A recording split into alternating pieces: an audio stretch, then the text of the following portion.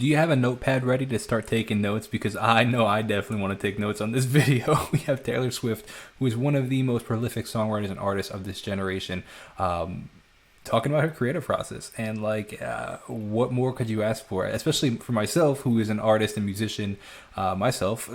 What else could I ask for? Like, one of the greatest artists of and most popular and liked artist and streamed and successful, whatever you want to call it.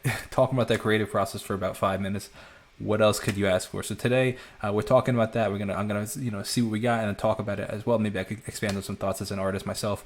If you're new to the channel, welcome. I'm Jacob. I'm a musician from Northport, New York, and I appreciate you taking time to check out this channel. If you're not new, well, thanks for coming back. And let's see what we got. Let's Taylor Swift talking about creative process. As a songwriter, there is that urge to connect. There is that urge to say, like, this is how I feel sometimes, and then have fans say, oh my God, like I feel that way sometimes too. And I think a documentary, if you are open enough, you can connect with people. I tell you that you'll never find another like me.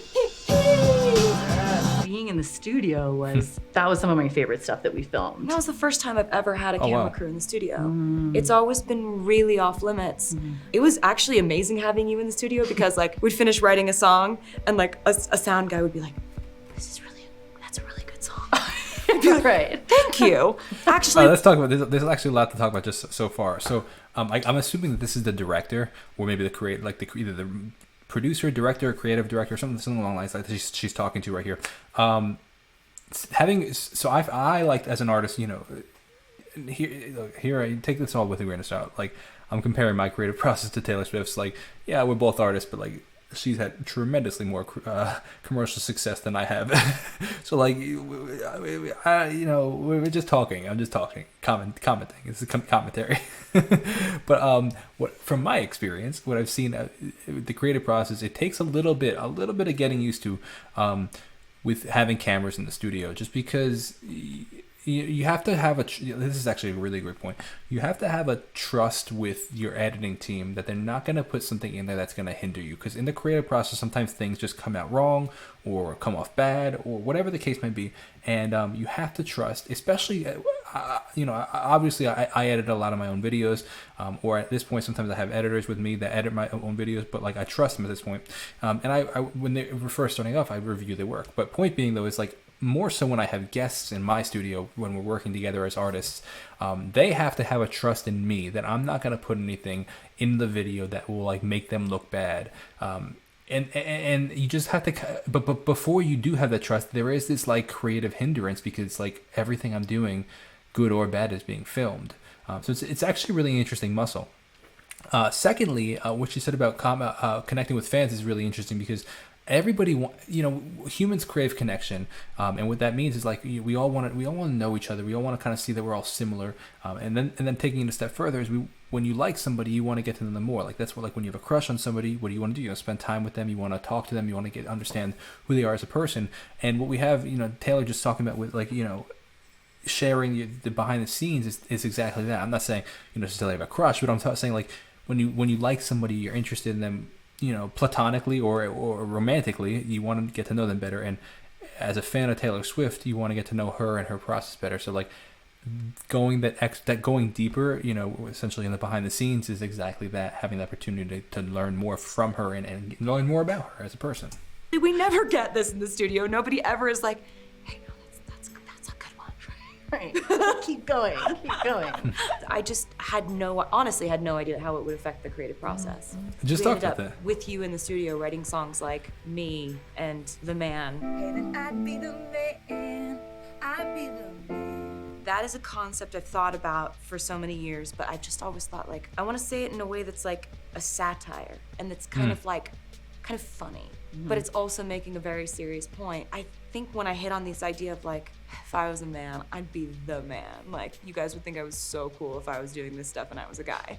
Like, and I could get away with this, I could get away with this, I could get away with this. I get applauded for this. We drink to the pen and the bottles, to the bitches and models, to the da-da-da-da-das. Working with Joel Little, Yeah. who has two. That answered my big- question. I actually just watched the making of The Man, and I was asking who that was, so I was curious.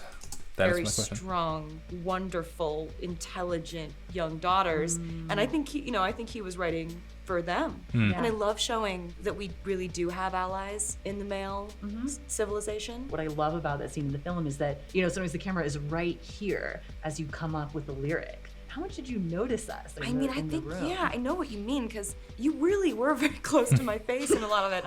I don't think we ever, asked you guys, can you go? Because you just weren't invasive at all. I think I was really in my feelings. I just get really in it when I'm writing a song, and I disappear into my phone, because my phone is where I keep my notes, and my phone is where I'm editing.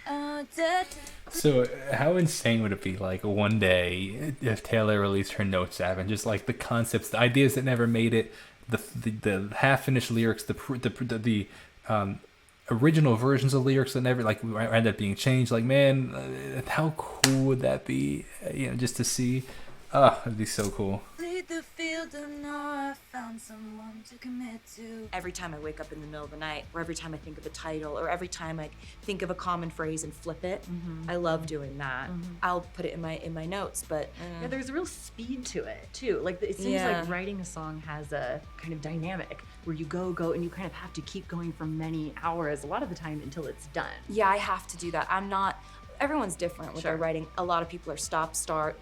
I know people who will write a verse for one song and decide to just put it on another song. Or I like this chorus, but I like it with this pre-chorus from this song.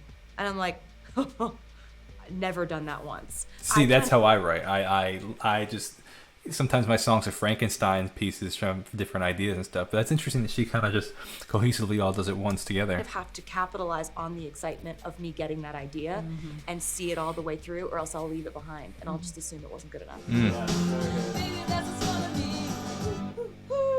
Holy shit. Oh my god, did we just do this whole verse and chorus? The ideas are my favorite part of of everything that I do.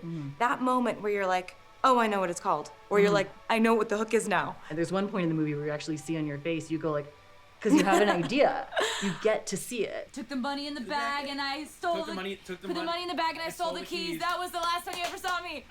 I remember when I used to get an idea when I was 12 years old in my room. I'd first get an idea and I'd be like, yes, idea. And then I'd get this fear and almost sorrow that no one was ever gonna hear it. I'm never gonna get to make this into something. It's just mine, and there's something cute about that, but I wanna make something. Getting to capture on That's a very depressing thought, man.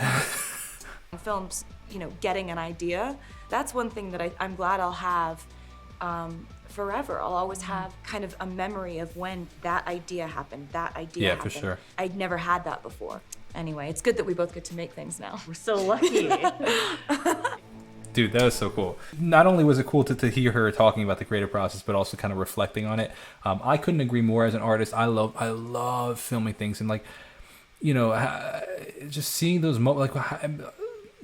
Take Taylor out of the picture and talk about a different artist for a second. Some of your other favorite artists, because Taylor obviously just filmed this, but imagine seeing some of your favorite songs, the process of them writing them before they were even anything, and the idea that came and then turned into this. Man, it'd be so cool, and we lack so much of it because it just wasn't documented, and I just love the process of documentation. It's so cool. So Taylor, thank you for documenting this.